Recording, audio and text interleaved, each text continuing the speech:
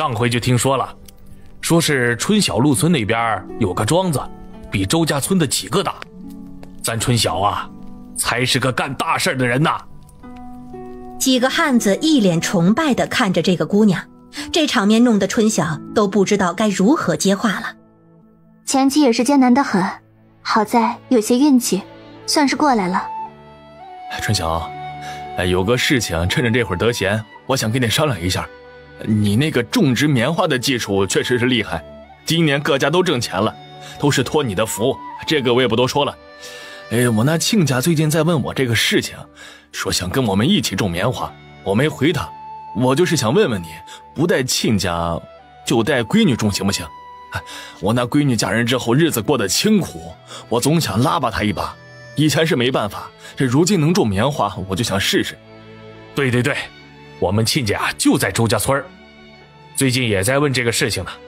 这一口回绝也不行，还得得你一个准话。你说不行，那我也好回了他们。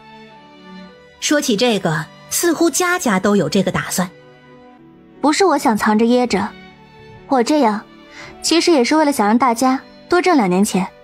你想想，若是大家都知道这个法子，棉花又好卖，那人人都去种棉花，这棉花价格肯定会下跌，以后种就挣不了多少钱了。说的是啊。大家点头。其实小范围是没有什么问题的。这样吧，若是你们的闺女儿或者亲家那边也想种，条件还是一样的，过来写一份契书，你们当家人呢，给他们做个担保，这个事情也成。今年你们都收了棉花，种子都有多的，也用不上我这里领了。对了，这种子种之前你们得先挑那种颗粒饱满的，去年给你们的种子我可都是挑过的。围坐的人大喜。哎呀，这可太好了，这可真是帮了大忙了。那我回去就把这个好消息告诉他们啊。我就知道春晓这人心善，这事儿啊没跑。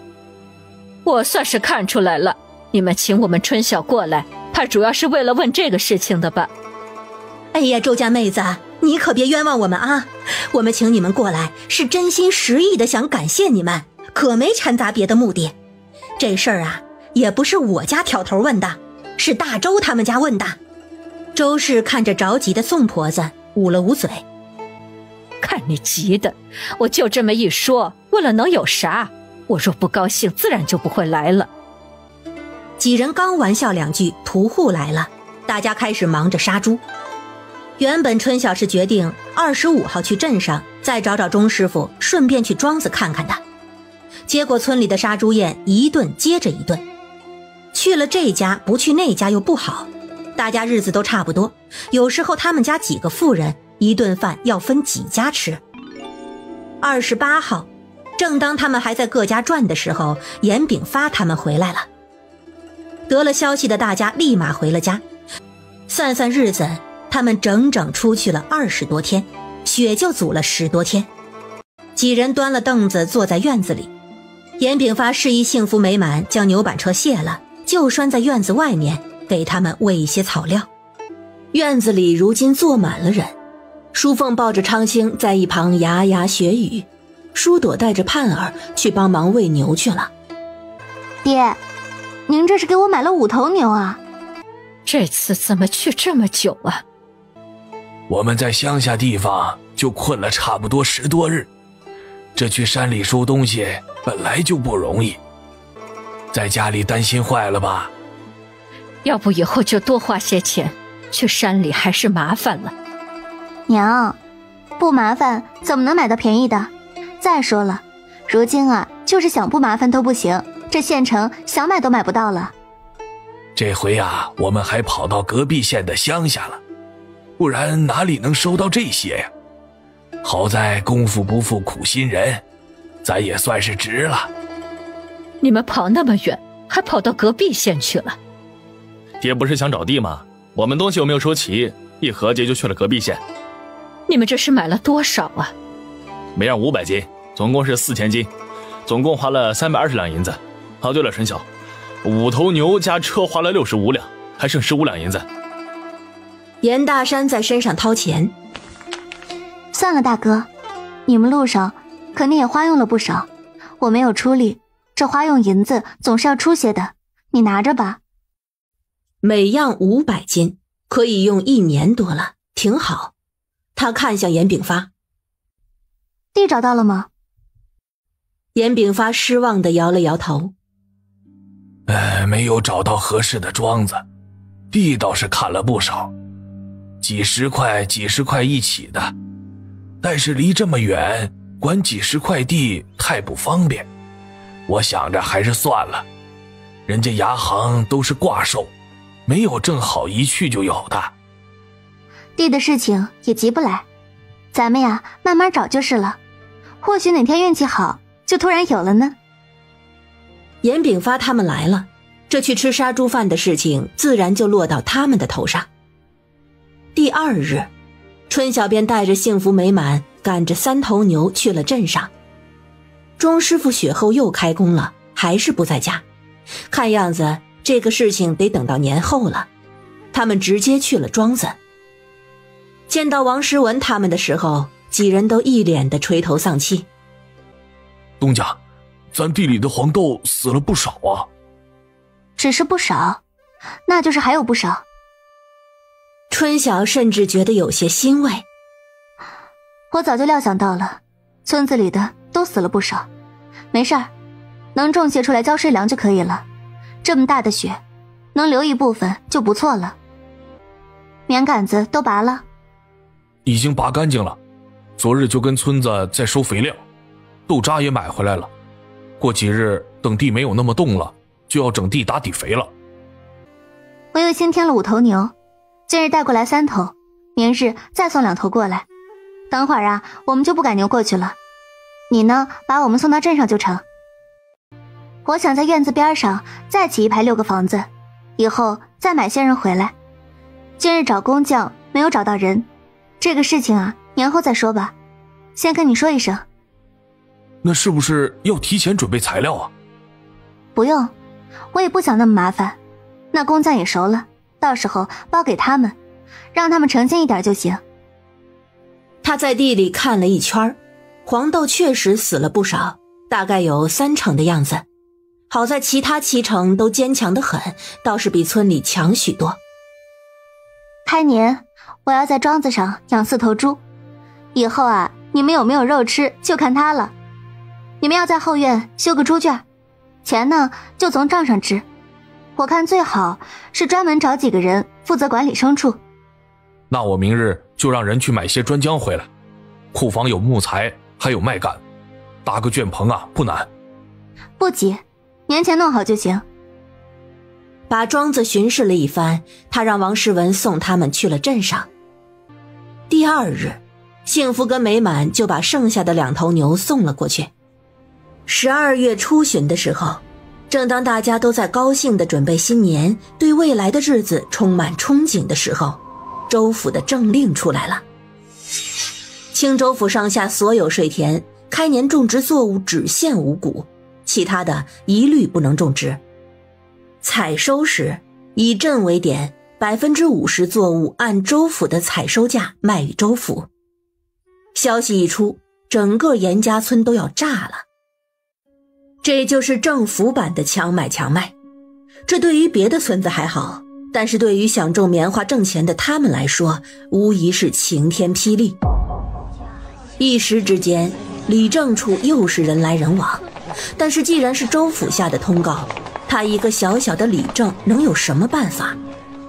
这对刚尝到了赚钱甜头的严家村村民来说，无疑是巨大的打击。严家人又聚在一起。这可怎么好啊？这种粮食自然是可以，但是这好好的种棉花的机会就这么没有了。哎，如今的官府都做的什么事儿啊？肯定跟北方的战事有关啊，兴许是今年的税粮不够做军饷。春晓能想到的就只有这一点，若不是粮食不足，怎么会强制别人种粮？要知道作物的种类那么多，除了棉花还有麻、甘蔗，那些多了去了。我看春晓啊是说到点子上了，肯定就是这个原因。这州府下的令咱们又不敢违抗，好在粮食都没有卖，做种应该是够的。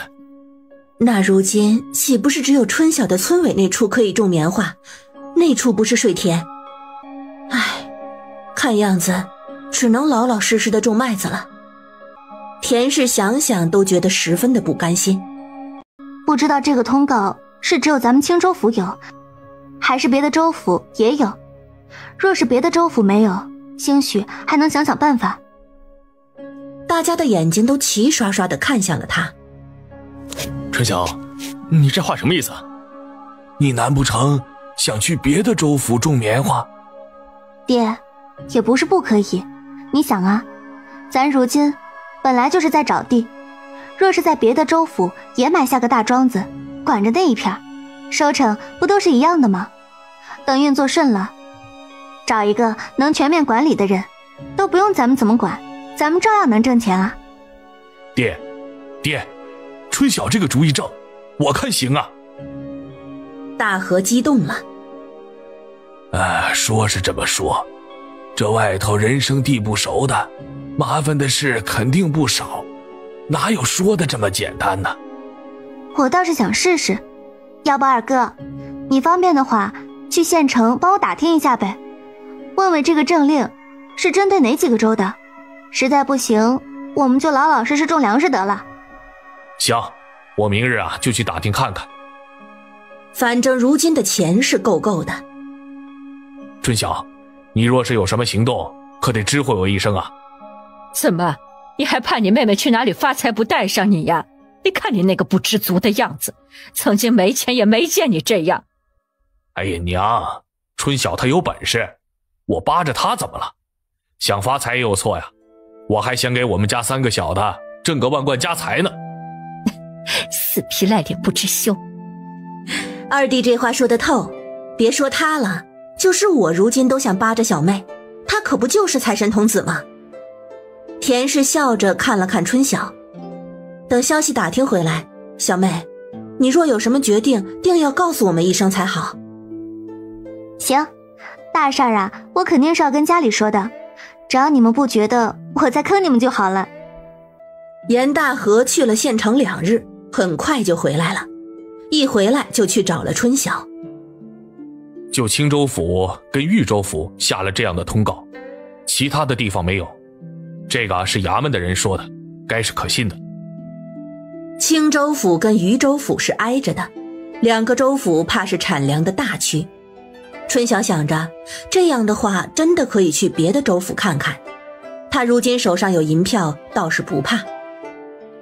咱州府过去往南边是云州，往北呢是同州，再远我也不知道了，我这都是打听出来的消息。春晓，你有什么打算呢？他看着拧眉的春晓，你是不是真想去外头啊？二哥，我想出去看看，往南就不考虑了，这棉花适合北方生长。既如此，我想去同州看看。你们之前不是去过同州吗？那边怎么样啊？你给我讲讲呗。你要去同州？如今河间那边在打仗，同州会不会有危险啊？我们之前去的是同州的万丰县，怎么样？当时急急忙忙的也没有主意，反正比咱这个县城大。同州过去好像还有一个州府才能到河间，也不算最近的，我总得先去看看情况再决定啊。如今已经是12月了，再过个20来天就要过年了，开了年就得准备育苗，这个时间可紧张。走，二哥，我要去跟爹说一声，明日我就要出发走一趟。大河都傻了。你讲真？这么急呀？事情要早做决断，走啦。几人急急忙忙地来到大山家，一家子人正在院子里晒肉。爹，您赶紧来听听吧，春晓他有大事要说。几人一听，连忙将手上的肉都放到了簸箕里，凑到春晓身边。你这是知道消息有了啥决定？爹，刚二哥跟我说了，我准备明日去同州走一趟，让幸福跟着我。大家纷纷吃惊。这么突然？你自己去啊。春晓，你们2个人怎么行？同州那边不是乱吗？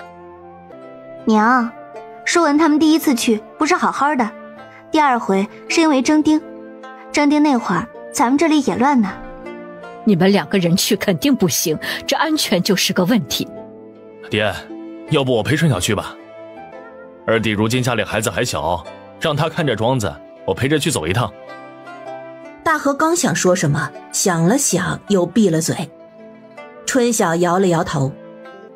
你们都不去，我这一去也不知道什么时候回来，日子不定，出了年也未必能回来。我那边的地还可以种棉花，就没满我不太放心。大哥，你去帮我看着些。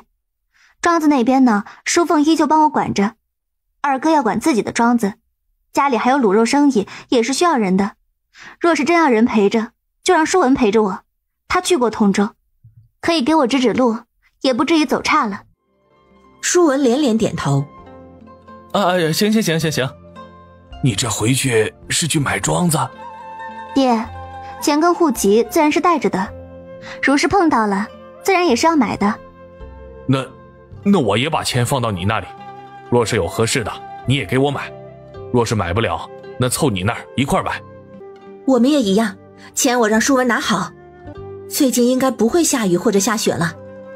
严炳发虽然担心他们去那么远，但是看春晓主意已定，也就没有再劝，只让春晓若是碰到合适的就早些回来。舒文是最高兴的，他今年马上就15了，却已经像一个真正的大人那样去经历了各种的事情，这对于他来说便是难得的开心事儿。事情说好，大家回去各自收拾。下午严大河就将800两银票送到了他处，说他若是买了就给他也买，若是他没买就算了。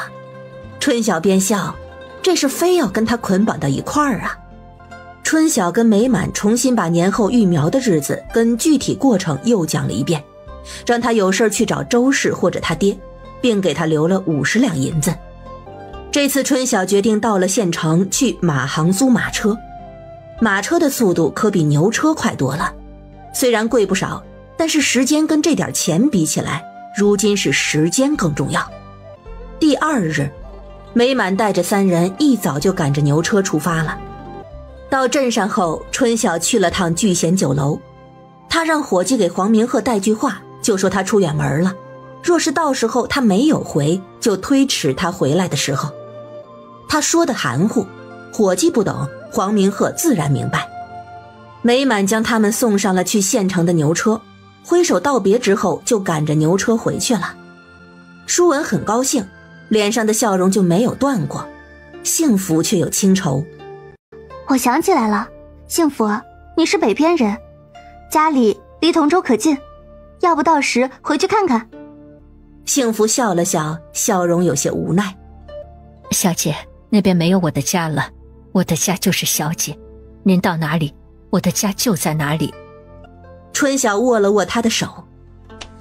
若是碰到熟悉的地方，可得给我做个向导，我这是第一次去这么远的地方，这心里也有些打鼓呢。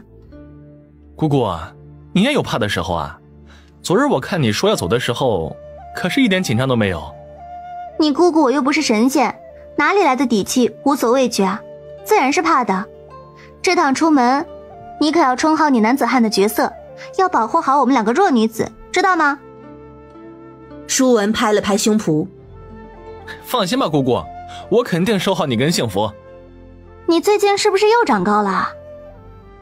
这少年的身头就跟春笋一样，长的时候就猛长。是长高了，小姐，我看也是长高了不少。一提到他长高的事情，他就高兴地咧开了嘴。多喝些骨头汤，不然啊，腿该疼了。舒文震惊。姑姑，你莫不是个神仙？怎么我腿疼你也知道，我娘都不知道？姑姑就是知道，你听姑姑的没错。路上咱们多喝汤，多吃芹菜。这骨头长得快就容易缺钙，腿就容易抽筋儿，他是过来人，经验之谈。下午他们就到了县城，他们直奔车马行。跟车行的人说要租辆马车带车夫去同州。对方问他们是租单程还是往返，说若是往返就是8两，若是单程就是5两。春晓租单程，原本他们以为要第2天才能出发，结果车行的人告诉他立马就可以走，现在走天黑之前可以到一个镇子歇脚。他们也不耽搁，选择了立即出发。3人都是第一次坐马车，都觉得十分新奇。刚刚等人的时候，舒文就盯着马车前头的马看了半天，这会儿坐上来看着窗户外面。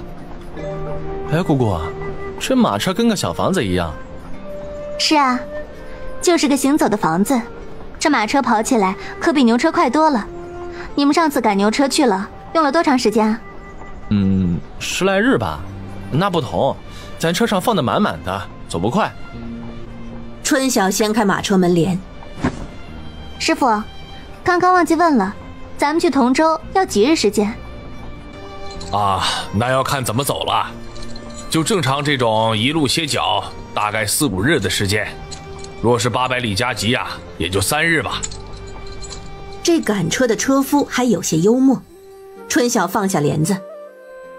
才4、5日啊，挺好。上次他们走15日都劳累成那个样子，他还以为得20多日。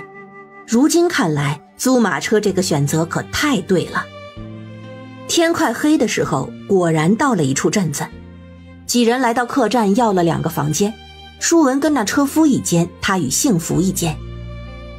租车的时候就说好了，食宿这些都是要包的。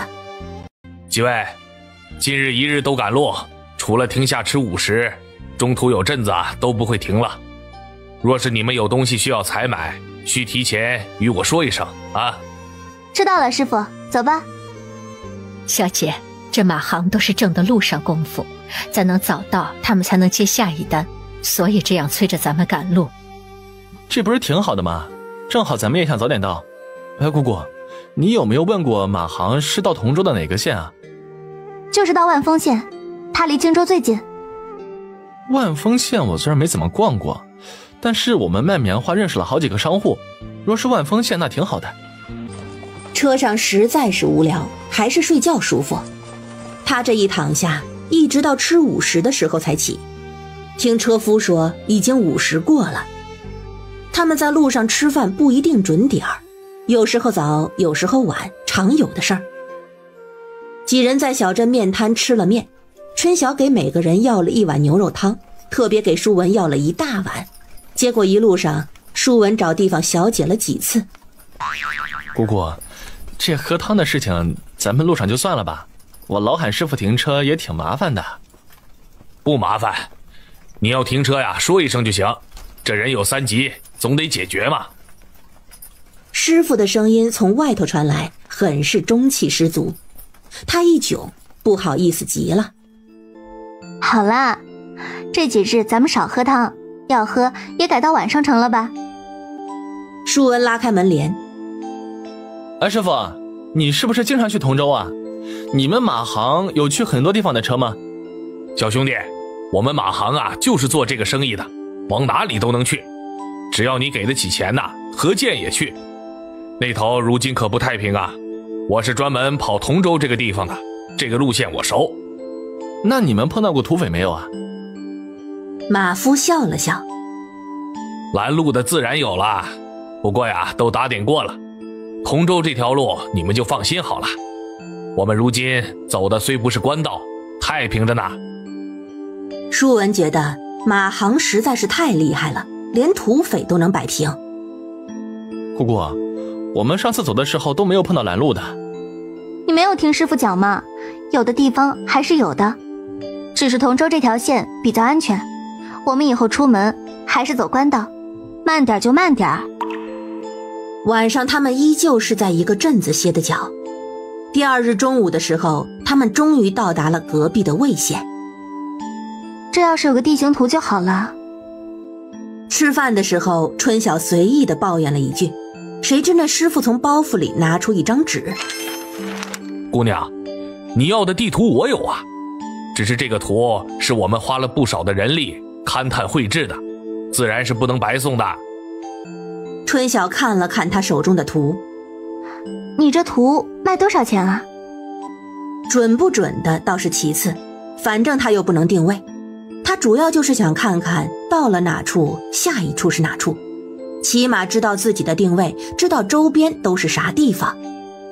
那车夫贼兮兮地笑了笑，哈哈哈，也不贵，就1两银子而已。1两银子还而已？你这不就是一张纸吗？指不定抄了多少份，你卖1两银子，这也太坑了吧！我说小哥，你不买就不买，我这又不是强卖。我买。春晓拿出1两银子，图纸可以给我了吧？车夫笑嘻嘻地接过钱，恭敬地将图递了过去。我就喜欢姑娘这样的爽快人。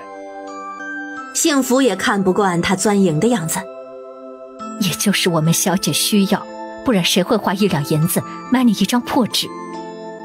那车夫也不恼，将钱装进了内口袋。我这本也是卖给有需要的人。赚了钱，他开始高兴地自己吃饭。春晓开始看起图纸，今日他们到的魏县，按路线再过去就是吴陵县，吴陵县过去就是同州的万丰县了。通州府再过去是东江府，河间府就挨着东江府。春晓初看了2眼，就将地图收了起来。吃完了饭，他们又继续赶路。车子一路晃晃悠悠，紧赶慢赶的，终于在第4日到了吴陵县。吴陵县与万丰县挨着，出了吴陵啊，就是万丰。明日我们就到地方了。您几位是在吴陵逛半日再出发，还是我们继续走？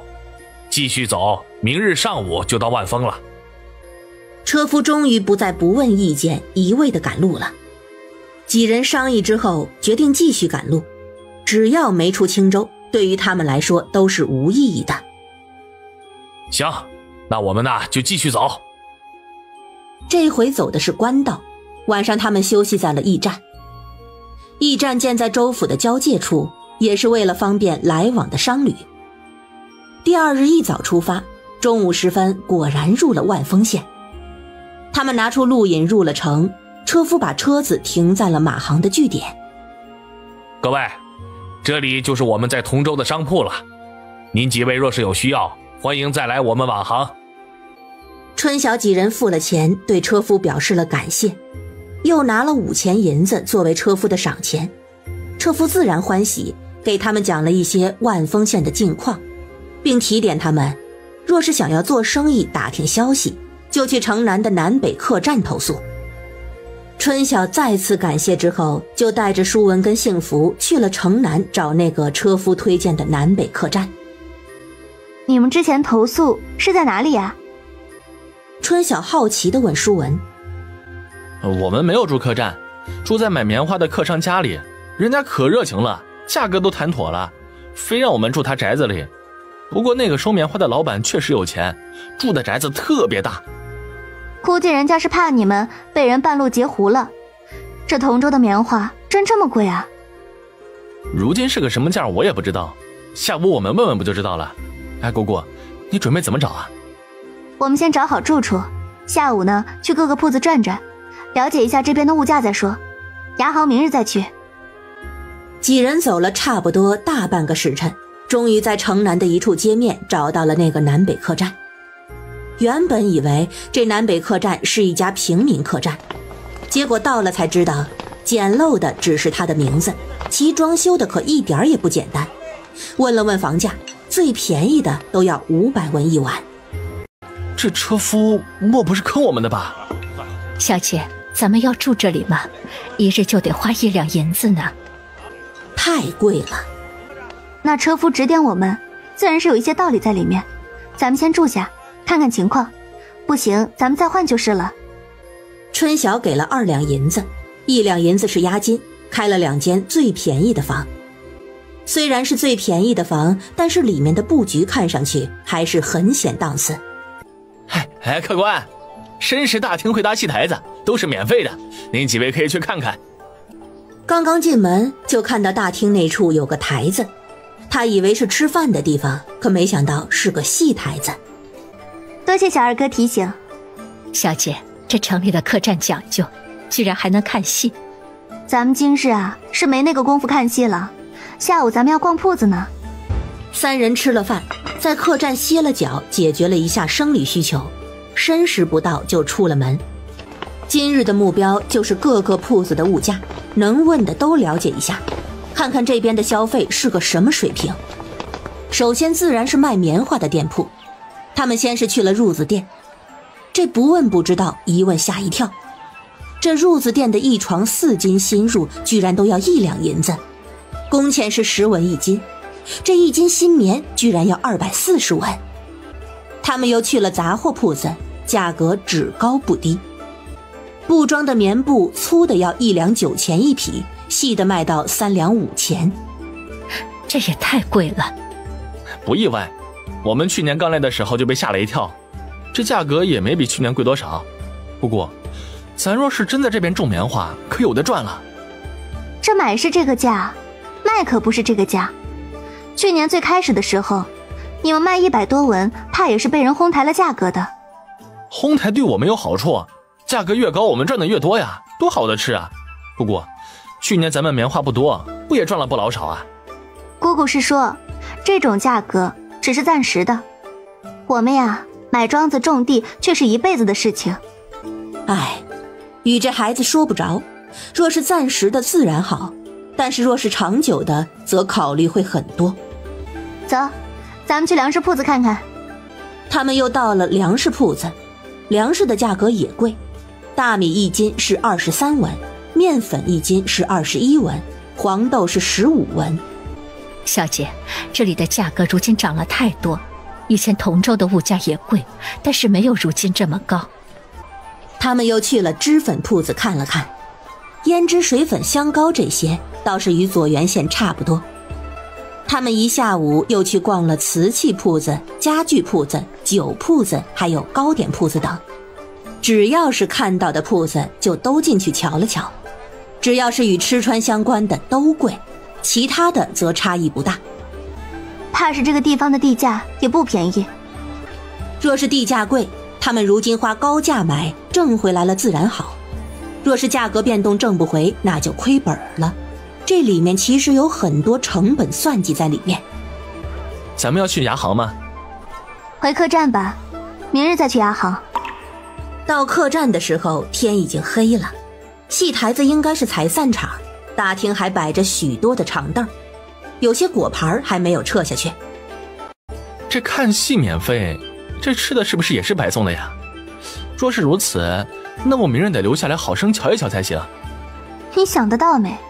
这免费的前提是挣钱，你个傻小子，记住了，只要是开门做生意就是图利，没有人是为了做菩萨的。他们这戏台子免费，你看戏的时候是不是得吃点什么？是不是得喝点什么？你要这些是不是得掏银子？这出物价这么贵，这些东西可不便宜啊。舒文受教的点点头。姑姑，你好厉害啊，你怎么知道这么多？你姑姑爱动脑子，多想想自然就知道了。客栈的饭食虽然不便宜，但是想想这处的物价已经算是十分合理了。春晓要了个芹菜炒肉，要了个菌菇白菜，最后点了个大骨汤，要了一盆饭，总共花了310文。三人围桌吃饭，舒文仔细地看了看四周。哎，那车夫为啥说这处可以打听消息啊？这都是吃饭的人，人家说话都是自己小声说的，这如何打听啊？不行，就咱们自己打听吧。那车夫不会真的是拿他们开涮吧？莫不是得了这客栈的钱给人家引流？看样子还是他们天真了。第二日一早，他们就去了牙行。牙行一个个子瘦弱的牙人接待了他们，知道他们是外地过来打听买地的，突然就十分得意地笑了。最近来我们这边买地的可不少呢，明年青州只能种5谷，几位是做生意的吧？是缺地影响了生意？你就说你们这处地价几何，有没有合适的地方带我们去看看吧。地价呀，如今是13两一亩。13两？姑姑，这也太贵了，这地价能翻几番啊？那牙人看了他们一眼，也别说这地价贵呢，如今想要还没有呢。若是买人，我这里还有一些。既然没有地，那多待也是徒劳。春晓谢过之后，就带着他们离开了。他们又找了几家牙行，地价倒是都差不多，但是名下都没有地卖，有些零散的1两亩，他们也看不上。春晓也没有想到，因为青州的政令，这处的地价变得这样的紧缺。这没有地，那这一趟也就白来了。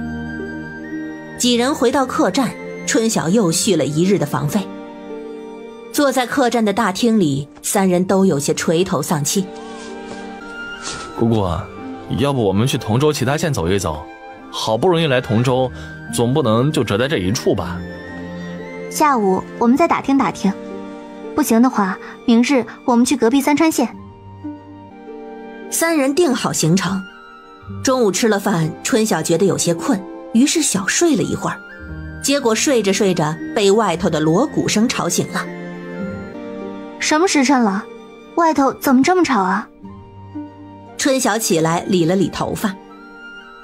刚过申时，掌柜请的戏班子开戏了。没想到一觉睡了3个小时。都申时了，幸福，你也不叫我。我看您睡得正好，便想让您多睡一会儿的。这会儿出门也不晚，刚刚舒文来过了，见您还睡着又走了，该是去大堂看戏去了。走，咱们也出去看看。这客栈不是茶馆，居然也请戏班子，也算是老板另辟蹊径了。2人下了楼，发现大堂已经坐满了人。舒文看到他们，猛地招手：“哎，姑姑，刚开戏，咱们坐一会儿再走吧。”行，咱们先看一会儿再走。这客栈大堂的4个角落居然还生了炭火，真是想得周到。几人坐着，刚看了没一会儿，突然有人过来拍了一把舒文的肩：“小兄弟，是你呀！”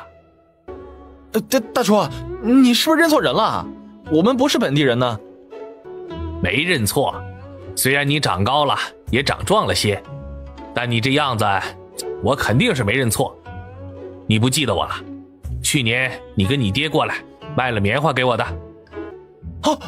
我想起来了，是那个买我们棉花的大叔。记得了吧？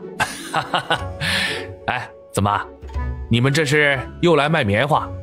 卖棉花你找我呀？你们不是知道我这边的住处吗？来，我们边上谈。舒文还没有反应过来，就差点被人拽走。这位老板，我们这回不是来卖棉花的。这位是？大叔，她是我姑姑，我这回是跟着她来的。那商人看起来有些失望。哎呦，那真是可惜了，我还以为你们呐是来做棉花生意的呢。正好此时远边有人叫他，他拍了拍舒文的肩膀：“小兄弟，若是卖棉花记得找我，我给你一个好价啊！”说完就朝边上一群人走去。那些人在小二的带领下进了最右边的一间厢房，看样子这群人是谈生意的。几人坐着看戏，春晓时不时就看到有人进出，若是谈生意该不会如此。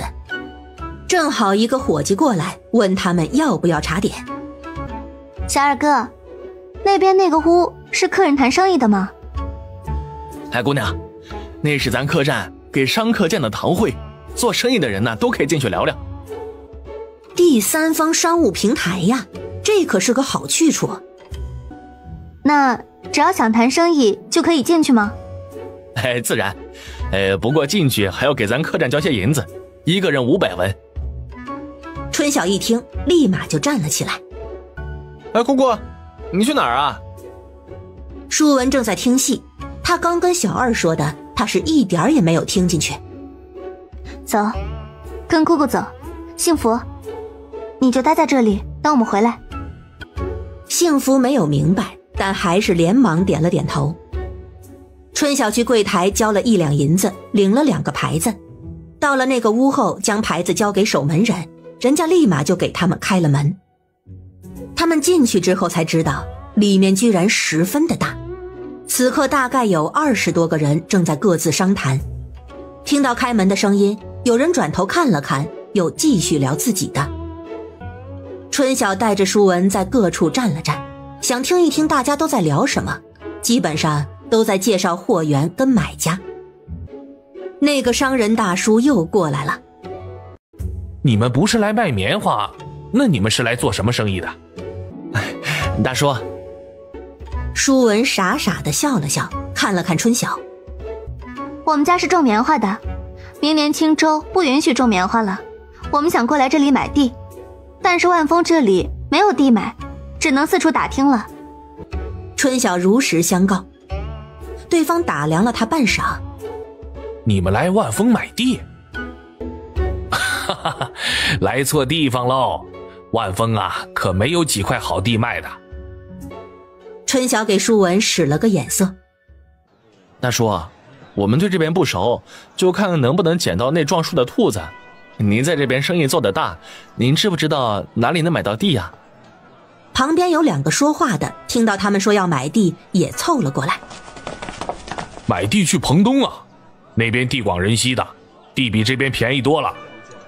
以前是这样的，如今可说不准了。青州跟渝州的政令下来，这几天来人买地的可不少。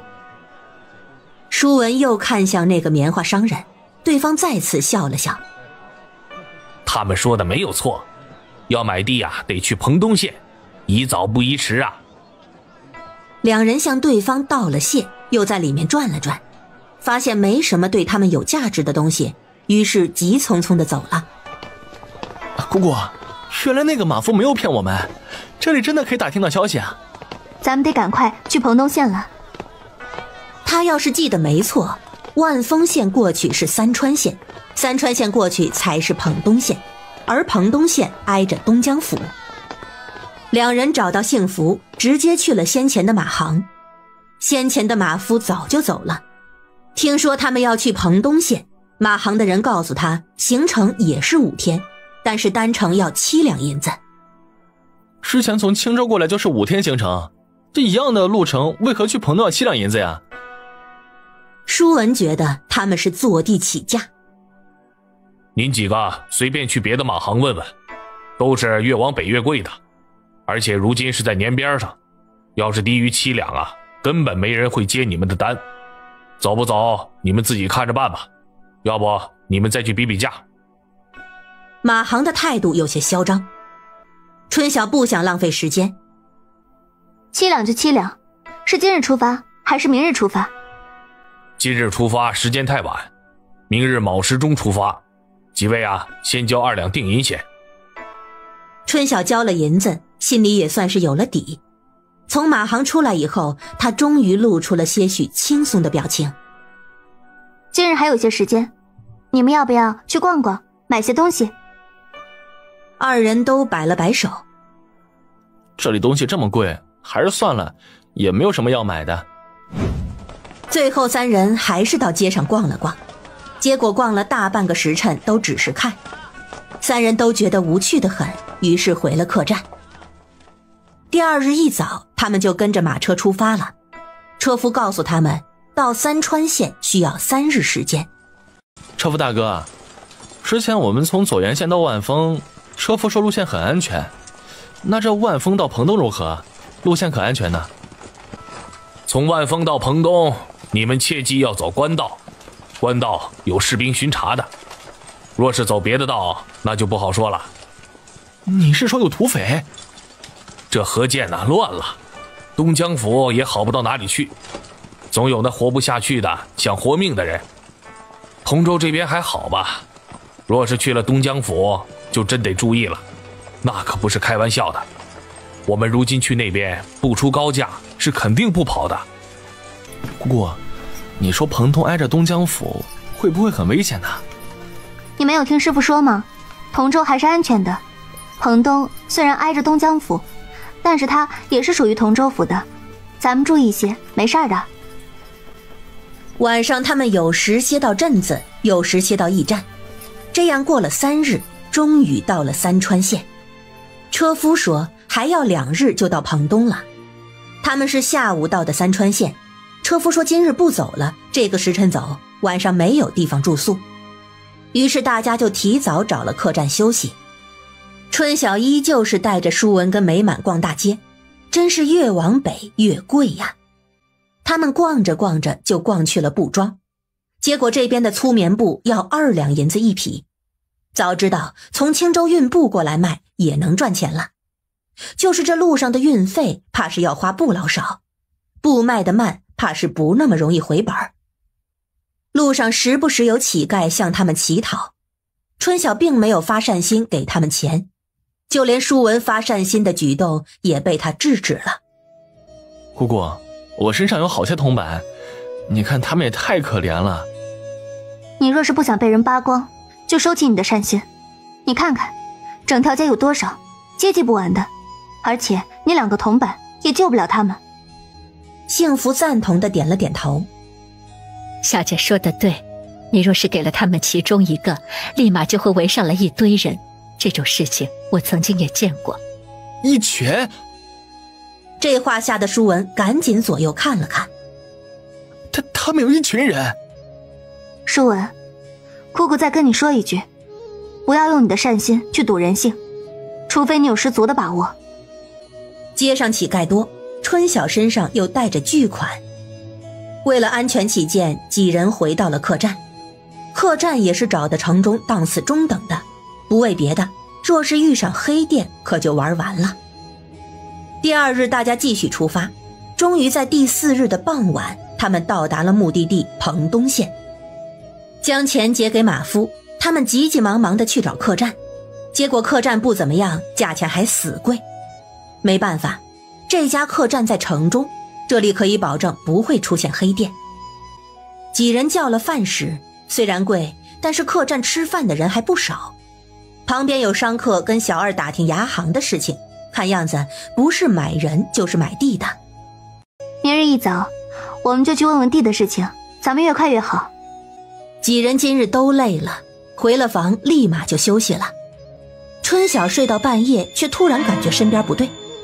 他睁开眼，发现床边坐着个黑色人影，他心都快吓出嗓子眼儿了，想动手推一推边上的幸福，却又不敢，他只能将手一点点地往边上挪。不会吧，不会这么倒霉吧？有这么大胆将黑店开在城中的吗？或许是发出了声响惊动了那个人，对方动了一下。小姐，是不是奴婢吵醒你了？幸福。春晓一下子坐了起来，摸了摸边上，果然没人。哎呀，你3更半夜不睡觉坐着，你知不知道？你吓死我了。对不住啊，小姐，我没想吓你，我就是有些睡不着。马车上待了那么长时间，你不累吗？小姐，其实我就是彭东县人。你是彭东县人？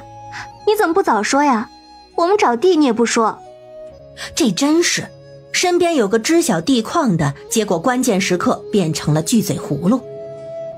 地的事情我真的不清楚，我以前生活在村子里，最多就去过镇上，外头地多不多我不知道，我只是听别人说彭东县很大，我没有来过县城。原来是不知情。春晓消了消气，他赶紧拉着幸福躺下。你为何被卖啊？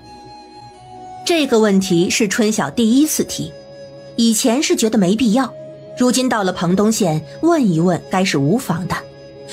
你若是实在不想说就算了，反正都是过去的事情了。家里交不起征丁的银子，我相公就把我卖了。幸福的语气十分的平静。又是一个渣男。春晓睁着眼看着床板。家中可有孩子？幸福今年28岁，这个年纪该是有孩子的。说到孩子，幸福的眼泪就流了下来。过了一会儿，黑暗之中出现了低低的啜泣声。孩子怎么了？有个女儿，我女儿跟我一起被卖，死在了路上。他再也忍不住大哭了起来。渣男卖妻卖女，导致女儿惨死，若是他该有多恨呢？这种事情太惨，他自己听了心里都难受得不能自己。此刻让他开导，他都不知道该如何说了。他只好默默地抱着幸福的胳膊。别想了，都过去了。离开了那个渣男，你的日子会过得更好的。小姐，我好恨呐。幸福啊，人要向前看，他不值得你惦记。你要知道，恨也是一种惦记。等他以后站稳了脚，看他不报复回来，渣男就不该有好下场。第二日一早，二人起了床，几人跟钱塘的小二问了牙行的地址，一路走去了牙行。到了牙行问地的事情，结果地倒是有，普通的8两一亩，差一点的6两，但是地多的也就只有40多亩。有没有连在一起多一点的地啊？春晓有些着急，他们问的这处据说是彭东县最大的牙行了。多了没有？咱这里超过50亩地的交易买卖要过县府的。姑娘若是想买大块的土地，不若去县府那头找管土地的主簿问一问吧。春晓问了县府的大概位置，准备走的时候，突然想到了买人的事情。若是买人，你们这里有吗？那人一听说买人，瞬间来了精神。这地没有你想要的，这人呢还是有不少的。你想要多少？要什么价的？你这里卖人是个什么价啊？那要看你想要什么样的。若是普通的家丁仆妇啊，差不多就7、8两银，买的多还有优惠呢。谢谢小哥了，我们过些时再来，到时候再麻烦小哥替我们挑人了。行吧，来了记得再找我啊，各位慢走啊。几人出了牙行，舒文跟在后头。姑姑，你真要去府衙呀？当然去，而且咱们得快点。昨日在客栈里就听到好几个要买地的。我看那边有坐牛车的，按刚他说的，过去怕是要走半个时辰，坐牛车快。这小子终于是开了点窍。舒文去牙行对面的街角租了个牛车，对方见他们3个人收了12文钱，就带着他们出发了。牛车还是快不少，大概2炷香不到就到了县衙大门。幸福有些怵地拉了拉春晓的胳膊。小姐，咱们真的要进去吗？你看那门口站着好几位差爷，怕是进不去吧？舒文也有点紧张，这府衙里面都是官老爷，听他爹说的，若是话没说好，可是要挨板子的。春晓的心里也有些打鼓，他也怕跟官府打交道，只是如今不问问，怕是不成。不怕，咱们就问问地，又不做别的，不会无缘无故发落咱们的。他带着2人颤巍巍地走到门口，守门的官差斜瞟了他们一眼，并没有搭理。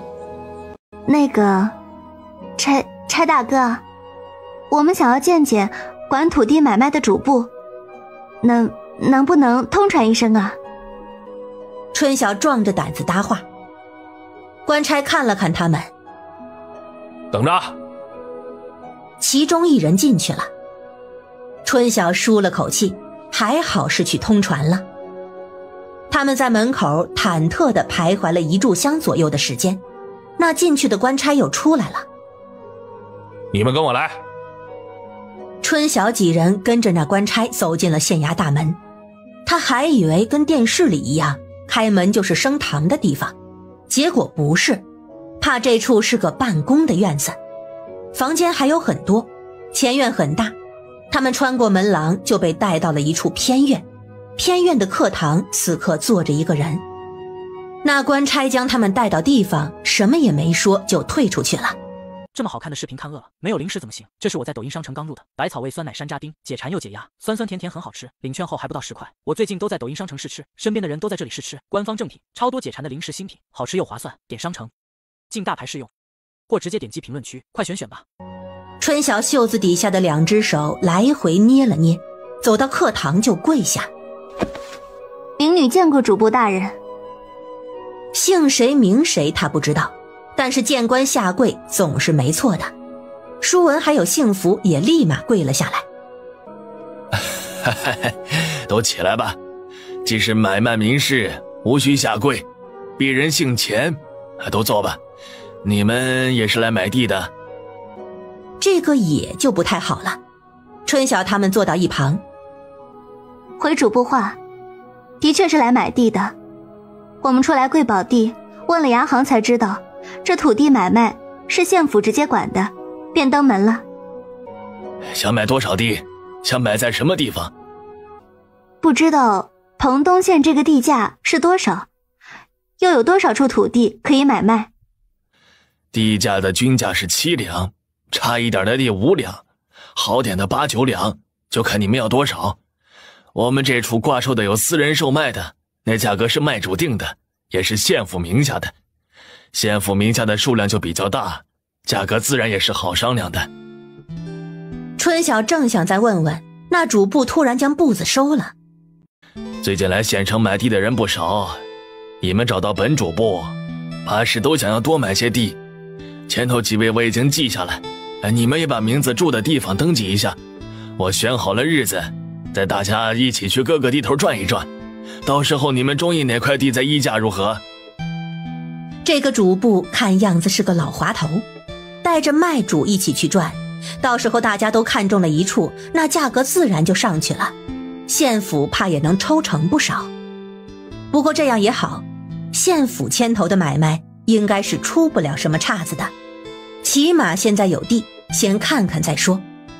春晓便报了户籍名讳，又告知了所住的客栈。行，登记做了就作数，你们先回去吧啊！明日是小年儿，便也好好过个年，在咱们县城里多逛逛。我们这县府啊，还是有不少好玩的地方的。多谢主簿大人关怀，那就辛苦大人帮忙安排了。好说好说。几人从县府出来，都长长的呼了口气。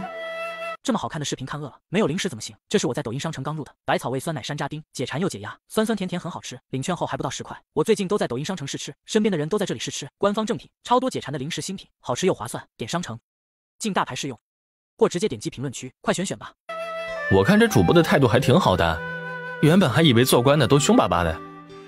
进去之前我也吓得厉害，小姐，这还是我第一次见官呢。